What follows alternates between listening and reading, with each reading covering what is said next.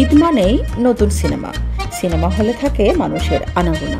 ঈদের দিন থেকে শুরু করে ছুটি শেষ হওয়া পর্যন্ত দর্শকদের ভিড়ে মুখর থাকে সিনেপ্লেক্স পাড়া। এবারও তার ব্যতিক্রম হয়নি। এবার ঈদে বড় পর্দায় হাজির শাকিব, নিশো, সিয়াম, সজল আর মোশাররফ করিমের মতো তারকারা।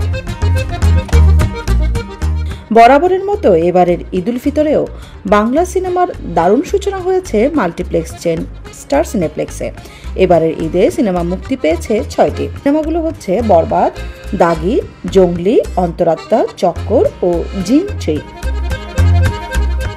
ঈদ মানেই আনন্দ, আর সেই আনন্দ কয়েকগুণ বেড়ে যায় যখন প্রিয় তারকার কোনো ছবি মুক্তি পায়। প্রতি বছর ঈদে নিয়ম করে মুক্তি পায় ঢাকায় সিনেমার সুপারস্টার শাকিব খানের মুভি।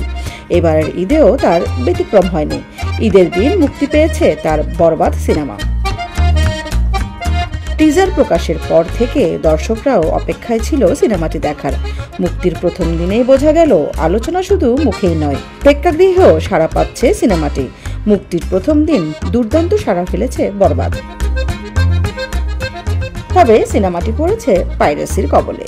কিছু অসাধু ব্যক্তি সামাজিক যোগাযোগ মাধ্যম থেকে শুরু করে বিভিন্নভাবে ছড়িয়ে দিচ্ছে বরবাদের পাইরেসি। আর সেই অসাধু ব্যক্তির বিরুদ্ধে আইনি ব্যবস্থা নিতে থানা পর্যন্ত যেতে হয়েছে বরবাদের পরিচালক প্রযোজককে। মুক্তি পাওয়া সিনেমাগুলোর মধ্যে দর্শক টানার প্রতিযোগিতায় শাকিব খানের বরবাদের পর এগিয়ে আছে আফরান নিশোর দাগি। দর্শকের চাপ সামলাতে এই দুটি সিনেমার প্রদর্শনীর সংখ্যাও বাড়িয়েছে সিনেপ্লেক্স। ঈদের প্রথম দিন স্টার সিনেপ্লেক্সে বরবাদ ও দাগি 34টি করে শো পেয়েছিল। অন্যদিকে চক্কর 21টি ও জঙ্গলি পেয়েছে 16টি করে শো। পাশাপাশি সিঙ্গেল স্ক্রিনে চলছে বরবাদের একচ্ছত্র আধিপত্য। 110টির মতো সিঙ্গেল স্ক্রিনে মুক্তি পেয়েছে এই সিনেমা।